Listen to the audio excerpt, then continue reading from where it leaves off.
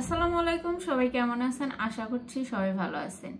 এই যে উত্তরের ঘটনায় রিভিল হইলো যে তারা আসলে স্বামী স্ত্রী না, তারা হয়তো পরকীয়ায় আছে বা এরকম ধরনের কোনো সম্পর্ক হতে পারে, কলিগস হতে পারে। এই যে এটা রিভিল হওয়ার পরে জনগণের কি প্রতিক্রিয়া আসতেছে, তবে এর মাঝে একটা দেখার বিষয় হইতেছে যে আমাদের সমাজের মধ্যে একটা কমন বিষয়, সেটা হইতেছে পরকীয়া। পরকীয়ার মধ্যে আবার ভাগ আছে।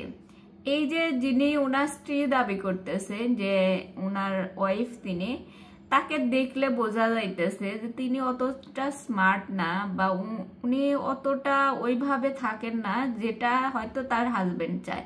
এরকম অনেক পরকীয়ার বিষয় আছে, শুধু এদের ব্যাপারে না, এরকম অনেক জায়গায় দেখছি আমরা যে পরকীয়ার কথাই যখন আসে তখনই দেখা যায় হয়তো স্ত্রী যখন পরকীয়া করে তার হাজবেন্ডটা অতটা গুছালো থাকে না, বা হাজবেন্ড যেখানে পরকীয়া করে সেখানে স্ত্রী অতটা নিজেকে পরিপাটি রাখতে পারে না বা সেই মন মানসিকতা না।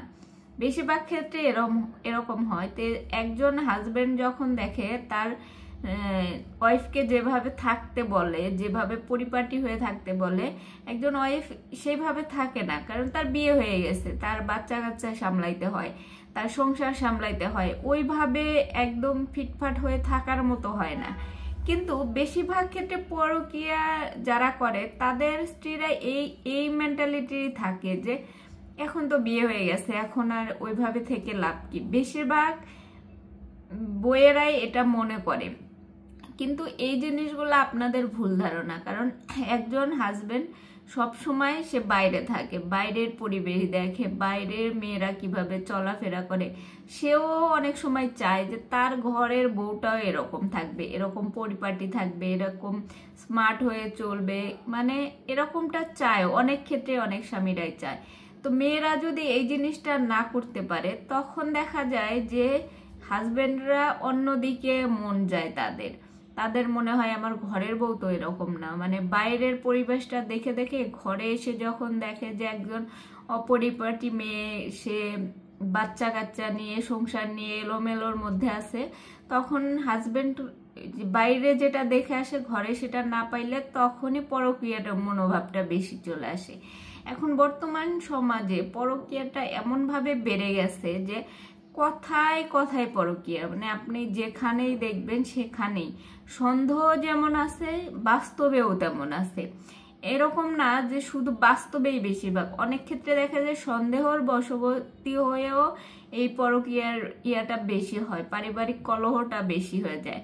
কারণ হয়তো হাজবেন্ড সেরকম না, কিন্তু বউ সন্দেহ করে যে আমাকে যেহেতু ভালোবাসে না তাইলে মনে হয় পরকীয়া করে। তখন এই যে কলহটা বাঁধে, তখন হাজবেন্ড মনে করে যে ও এমনিতেও সন্দেহ করে, এমনিতেও করে, তাহলে আমি পরকীয়া করেই দেখাই। এই যে সমাজের মধ্যে এগুলা, নিজেদেরকেও স্যাক্রিফাইস করতে হবে, অপর প্রান্তে যে সাথীটা আছে সে হাজবেন্ড হোক বা ওয়াইফ হোক তাকেও বুঝাইতে হবে। আপনার নিজেকে যখন ফিটফাট না রাখতে পারবেন, নিজেকে যখন ওইভাবে উপস্থাপন না করতে পারবেন, তখন তো আপনার হাজবেন্ড বা ওয়াইফ আপনাকে ছেড়ে অন্যদিকে মনোযোগ দেবেই। এটা নিয়ম। কারণ মানুষের মানসিকতা এখন এরকম যে বাইরের যা জিনিস দেখে সেই জিনিসটার প্রতি আগ্রহ বেশি থাকে, ঘরের ভিতরে এসে যখন দেখে তার বিপরীত, তখন তার মানে ওই আগ্রহটা আর বাইরের দিকেই থাকে, ঘরে আর মন বসে না। তো এই জিনিসগুলো সবারই খেয়াল করা উচিত। আপনার হাজবেন্ড, আপনার ওয়াইফ, তাকে সবসময় ভালোভাবে ট্রিট করুন এবং নিজেকে সবসময় ফিটফাট উপস্থাপন করুন, তখন দেখবেন যে তারা বাইরের দিকে অতটা মনোযোগী হবে না। তো কিছু কিছু ক্ষেত্রে আলাদা, যে যারা মানে খারাপ থাকে তারা এমনিতেও খারাপ থাকে, তারা আজীবনই খারাপ থেকে যায়। তাদের সামনে যতই সুন্দরী নারী থাকুক বা যতই সুন্দরী পুরুষ থাকুক, তারা ওই মানে অন্যের পাতে মুখ দেওয়ার মতো কাজ তারা করবেই। এক্ষেত্রে আলাদা বিষয়। কিন্তু অনেক ক্ষেত্রে দেখা যায় ভালো মানুষই এসব কাজ করে বেড়ায়। তো যারা খারাপ তো তারা খারাপই, তাদেরকে সেজে গুজে দেখাইলেও স্মার্ট যতই হয়ে থাকেন তাদের কাছে কাজ হবে না। তো যাই হোক, সবাই ভালো থাকেন, সুস্থ থাকেন, আল্লাহ হাফেজ।